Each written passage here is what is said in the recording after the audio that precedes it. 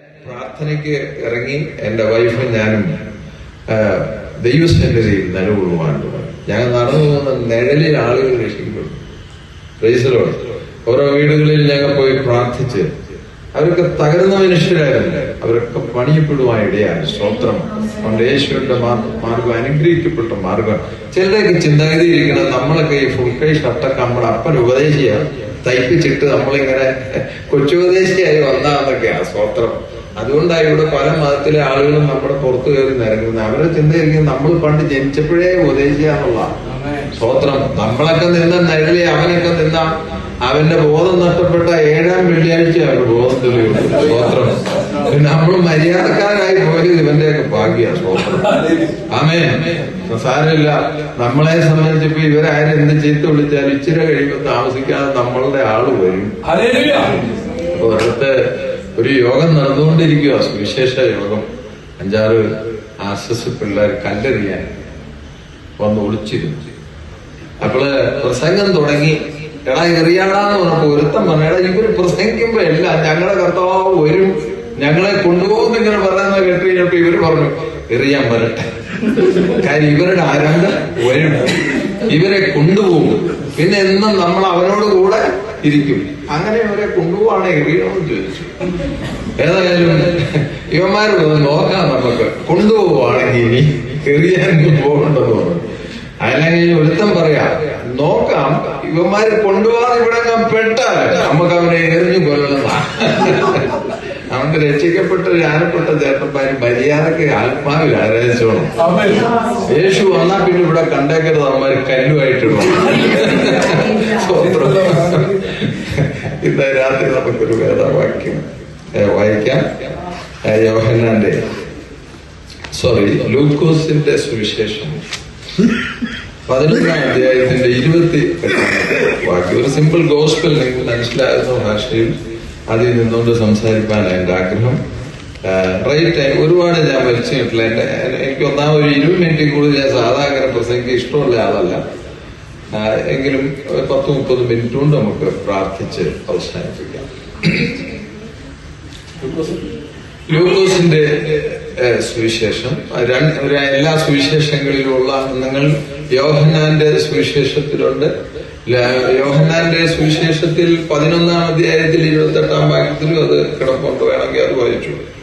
അതിന് അവൻ, അല്ല, ദൈവത്തിന്റെ വചനം കേട്ട് പ്രമാണിക്കുന്നവരത്രേ ഭാഗ്യവാന്മാരെന്ന് പറഞ്ഞു.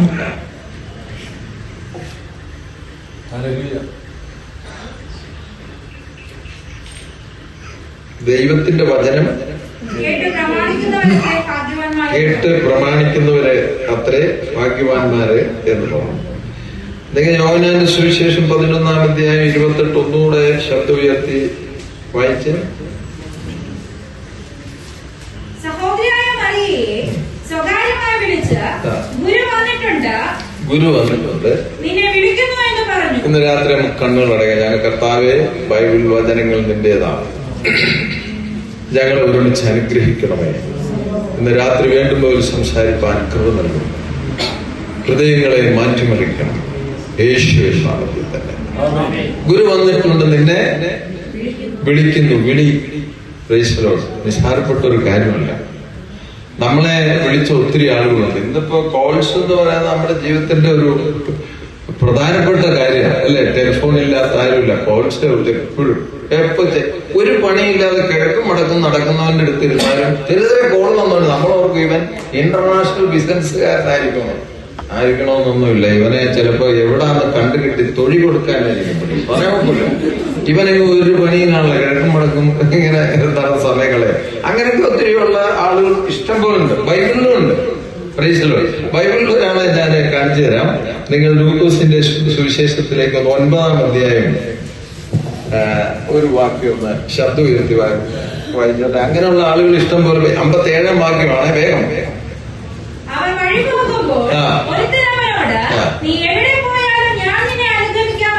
ആണോ? യേശു വഴി പോകുമ്പോ ഒരുത്തൻ അങ്ങോട്ട് ചെന്ന് ഇടിച്ചു കീറുക. നല്ല രസമായി പാപം വായിച്ചിട്ടുണ്ടെങ്കിൽ. അവൻ പറഞ്ഞു തന്നെ, നീ ഏതേ പോയാലും ഞാൻ നിന്നെ അനുഗമിക്കാമെന്ന്. ഇത് കേട്ട് എനിക്ക് അതിശയം തോന്നിപ്പോ. ഇങ്ങനെയുള്ള ആളുകളൊന്നും ബൈബിളിൽ അധികം കാണില്ല. ഇവൻ അങ്ങോട്ടേന്ന് ഇടിച്ചു കീറുക. അതെന്നാന്ന് മനസ്സിലായി. ഇവൻ പോക്കടിച്ചവനാ. ഇവനെ പെണ്ണുപിള്ള ചാടിച്ചു വിട്ടേക്കണം. വീട്ടിൽ മക്കൾ അച്ഛനെ വിളിച്ചനാ. ഇവന് ഇരിക്കാനും കിടക്കാനും ഒന്നും ഒരു സ്ഥലവും ഇല്ല. ബസ് സ്റ്റോപ്പിൽ കണ്ടാ പോലീസ് തൊഴിക്കും. അപ്പൊ പിന്നെ ഇയാൾക്ക് കഴിഞ്ഞു കൂടാൻ പിന്നെ ഒരു മാർഗമില്ല. പിന്നെ പുള്ളി നോക്കിയപ്പോ ആകെപ്പാട് ആശ്രയിക്കാൻ പറ്റിയ ഒരു പുള്ളി യേശുവാണ്. യേശുവിനോട് പറഞ്ഞു, നീ എവിടെ പോയാലും ഞാന് എനിക്കുമെന്ന് പറഞ്ഞു. സ്വത്രം. എന്നാൽ യേശു ഇത് കേട്ടപ്പോഴേ മനസ്സിലായി പുള്ളി ഒന്ന് ആക്കിയിടാം എന്ന് യേശുവിന് ശരിക്കും മനസ്സിലായി. യേശു ഒന്നും അല്ലാതാക്കി. രണ്ട് കാര്യങ്ങൾ പറഞ്ഞു. വായിച്ചേ വാക്യം. യേശു അവനോട് അയ്യോ കുറുനരികൾക്ക് കുഴിയും ആകാശത്തിലെ പറവജാതികൾക്ക് കൂടുമുണ്ട്. കാണോ, മനുഷ്യപുത്രനോ തലചായ്പാൻ സ്ഥലമില്ല. ഇത് അവൻക്ക് തിരിച്ചു കൊടുത്ത പണിയാണ്. സ്വത്രം. ചില ആളുകൾ ഓർക്കും യേശുവിനെ വിളിച്ചാൽ ആരും ചെല്ലില്ല, യേശുവിന് ആളില്ല, അയ്യോ ഞാനില്ലായിരുന്ന ക്രിസ്തീയ സഭ കൂട്ടിപ്പോയേനെ എന്നൊക്കെ ചിന്തിക്കുന്ന ഒത്തിരി ആളുകളാണ്. അങ്ങനൊന്നും ഓർക്കരുത്. ഇന്ന് രാത്രി ഈ വണ്ടി കയറാൻ പറ്റിയ നമ്മുടെ യോഗം.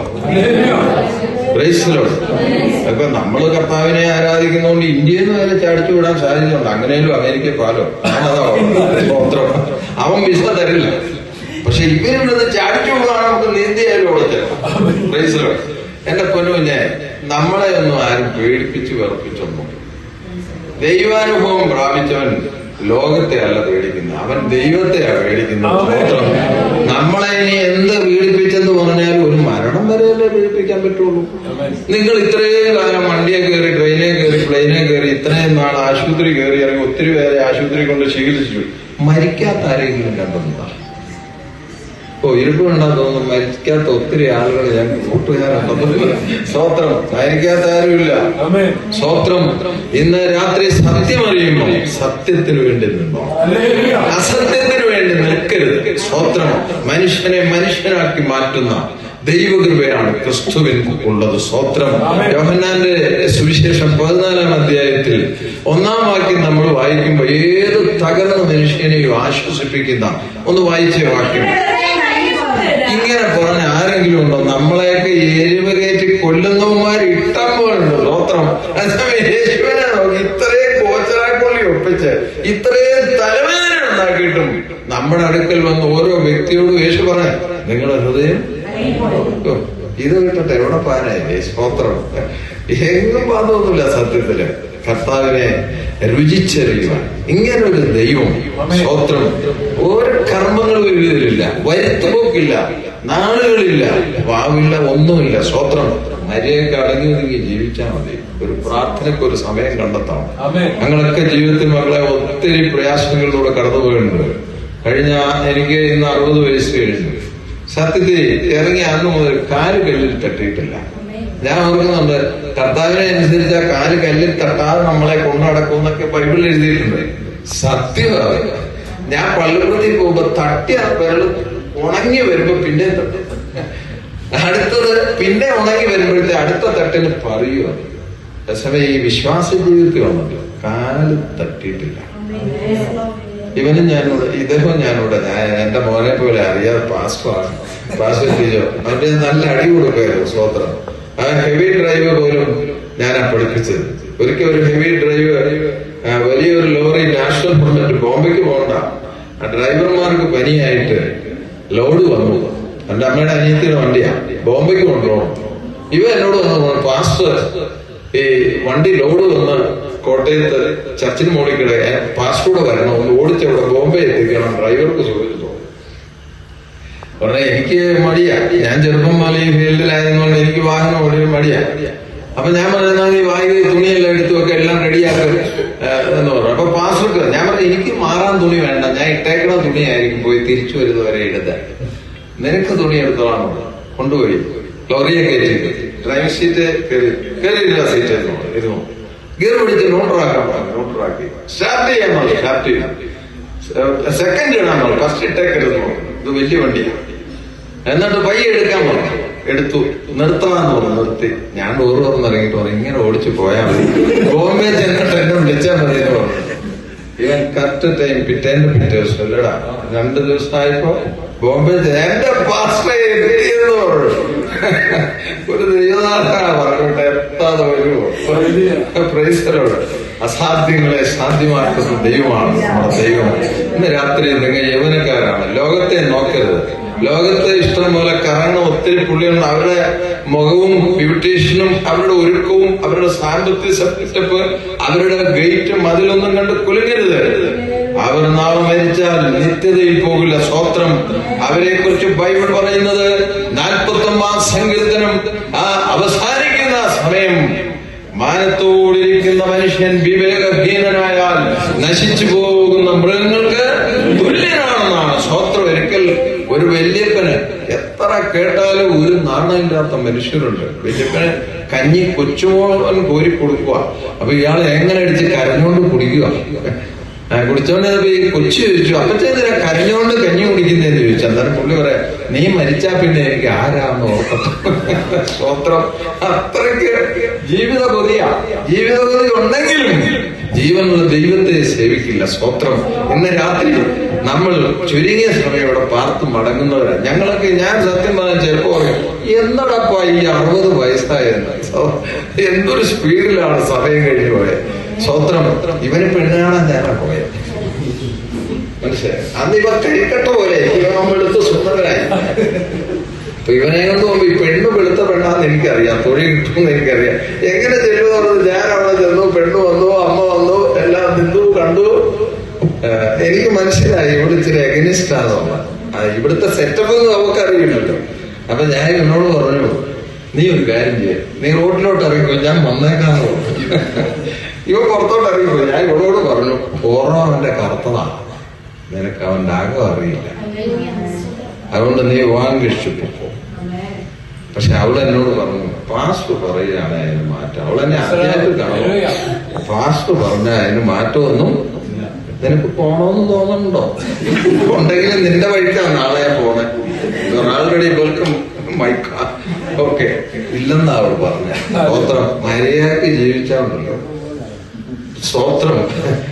മര്യാദയായി ജീവിച്ചാലില്ല നമ്മ ആള് മാറും മക്കളെ. ഞങ്ങളൊന്നും ആർക്കും വേണ്ടായിരുന്നു. ഒരു സ്വന്തക്കാർക്ക്, ബന്ധക്കാർക്ക്, കൂട്ടുകാർക്കൊന്നും ഞങ്ങളെ വേണ്ട, നാട്ടുകാർക്ക് വേണ്ടായിരുന്നു. Praise Lord.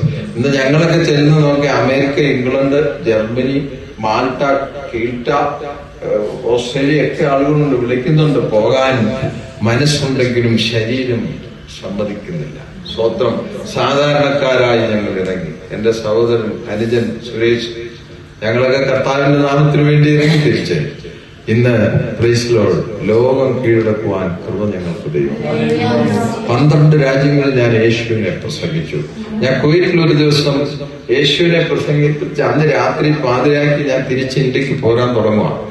നടക്കുന്ന മീറ്റിംഗിൽ ഒരുപാട് ആളുണ്ട്, ഒരു 700 പേരുണ്ട്, വലിയൊരു ഓഡിറ്റോറിയം. ഞാൻ പ്രസംഗിച്ചു. എനിക്ക് എത്രയും വേഗം വീട്ടിൽ ചെന്ന് പെട്ടിയായിട്ട് ഇറങ്ങേണ്ടതാണ്. ലാസ്റ്റ് ടൈം പ്രാർത്ഥിപ്പാൻ സമയം കൊടുത്തുപോയ എന്റെ ഫ്ലൈറ്റ് പോക്കാന്ന് എനിക്കറിയാം. ഞാൻ പ്രസംഗം നിർത്തി മാറാന്ന് പറയുമ്പോ ഒരു ഭാര്യയും ഭർത്താവും കൂടെ എന്റെ അടുത്ത് വന്നു. പിള്ളേരാ, ചെറുപ്പക്കാരാ. ഞാൻ ഇവള് കരഞ്ഞോണ്ടാ നിൽക്കുന്നത്. ഞാൻ ചോദിച്ചു, എന്താ പ്രശ്നം പാസ്റ്റർ? ഞങ്ങൾക്ക് വേണ്ടി ഒന്ന് പ്രാർത്ഥിച്ചു. പാസ്റ്റർ ബിസി ആണെന്നല്ല, ഒന്ന് പ്രാർത്ഥിച്ചു. ഞാൻ ചോദിച്ചു, എന്താ നിന്റെ പ്രശ്നം? ഞങ്ങൾക്ക് മക്കളില്ല പാസ്റ്റർ. അപ്പൊ ഞാൻ ഈ പാലിന് ധൃതിക്ക് പറഞ്ഞു, യേശുവിന്റെ നാമത്തിൽ നിനക്ക് ഇഷ്ടംപോലെ മക്കളെ യേശു തരുന്നുണ്ടോ പറഞ്ഞു. ഞാൻ പ്രാർത്ഥിച്ചു. അത്രേ ഉള്ളൂ പാസ്റ്റർ. ഞാൻ പറഞ്ഞ അത്രയും മതി എന്ന് പറഞ്ഞു. ഞാൻ പോന്നു. ഞാൻ 3 കൊല്ലം കഴിഞ്ഞ് വീണ്ടും പ്രസംഗിക്കാൻ പോയിട്ടില്ല. ആ പള്ളിയിൽ ചെന്നു. എന്നാൽ ഒരു 2-3 പിള്ളേരെ ആയിട്ട് ഒരു ഭാര്യയും ഭർത്താവൂടെ പ്രാർത്ഥിക്കാൻ ലാസ്റ്റ് ടൈമിൽ ഫ്രണ്ടി വന്നു. അപ്പൊ എന്നോട് പറഞ്ഞു, ഒന്ന് പ്രാർത്ഥിക്കണം. ഞാൻ എന്താ നിങ്ങളുടെ വിഷയം? പാസ് കഴിഞ്ഞ തവണ വന്നപ്പോ പ്രാർത്ഥിച്ചപ്പോ ഞങ്ങൾക്ക് മക്കളില്ല. അപ്പൊ പാസ് ധൃതി കൊണ്ട് ഇഷ്ടംപോലെ മക്കളെ തട്ടുന്നത്. അപ്പൊ എന്റെ ആദ്യത്തെ പ്രസവത്തിൽ എനിക്ക് 3 പിള്ളേരായിരുന്നു. അപ്പൊ ഞാൻ ഇനി പിള്ളേരെ വേണോ? എന്നാലും പിള്ളേരെ വേണ്ട, ഇത് 3 ചെലവിന് കൊടുക്കണേ, ജോലി വേണം. അതാ യേശു. സ്വത്രം. Praise Lord. വിശ്വസിച്ച് പ്രാർത്ഥിക്കും. നമ്മ ആള് മാറും. ദൈവത്തിൻ്റെതാ. ഇവൻ വന്ന് പറഞ്ഞൊരു, ഇവൻ ആരും ചില ഇന്റർനാഷണൽ ഉഴപ്പന്മാരുണ്ട്. സ്വത്രം. യേശു വന്നാലും കൈ കാണിക്കും, അപ്പുറത്തോട് ആര് വന്നാലും കൈ കാണിക്കും. അതും വിശ്വാസമായി, ഇതും വിശ്വാസം. നിന്റെ ആ പണി നിർത്തിയിട്ട് യേശുവിനെ കുറിച്ച് യോഹന്നാന്റെ ലേഖനം എഴുതി അവസാനിക്കുമ്പോ അവസാനത്തെ അധ്യായത്തിൽ അവസാനത്തെ അവൻ സത്യദൈവവും നിത്യജീവനുമാണ്. ദൈവമാണ്. സ്വത്രം. ഈ ക്രിസ്ത്യാനിറ്റിയെ കുറിച്ച് ഒത്തിരി മിസ്അണ്ടർസ്റ്റാൻഡിംഗ് ഉണ്ട്. കാര്യം വേദപുസ്തകം വായിക്കുമ്പോൾ നമ്മൾ പിതാവ്, പുത്ര, പരിശുദ്ധാത്മാവ് അല്ലേ? ഞങ്ങൾ ഹിന്ദുക്കളായി അതിലും ഉണ്ട് ബ്രഹ്മാവ്, വിഷ്ണു, മഹേഷ്. കാര്യം ഈ പഴയ നിയമം കടമെടുക്കാത്ത ഒരു മതങ്ങളും ലോകത്തില്ല. ഇപ്പൊ നിലവിളക്കിനെ സംബന്ധിച്ച് നിലവിളക്ക് ഞങ്ങളുടെയാണെന്ന് ഞങ്ങൾ പറയുമായിരുന്നു. പക്ഷെ ചാക്കോകാർ സമ്മതിക്കുമോ? അവരവരുടെ അപ്പൻ മരിച്ചു കഴിഞ്ഞിട്ടുണ്ടെങ്കിൽ 41 ദിവസം കൊരണ്ടിപ്പല കേട്ടിട്ട് മെത്ത വിരിച്ചിട്ട് തിരികിടമാതെ കത്തിക്കും. 41 അവര് ചെയ്യും, 16 ഞങ്ങൾ ചെയ്യും. ഇത് രണ്ടും സെറ്റപ്പ് ഒന്നാണ്. ഇന്ത്യയിലെ ജനങ്ങൾ എല്ലാം ഹിന്ദു മാറി വന്നതാണ്. മുല്ലപ്പുംപൊടി ഏറ്റുകിടക്കുന്ന കല്ലിനും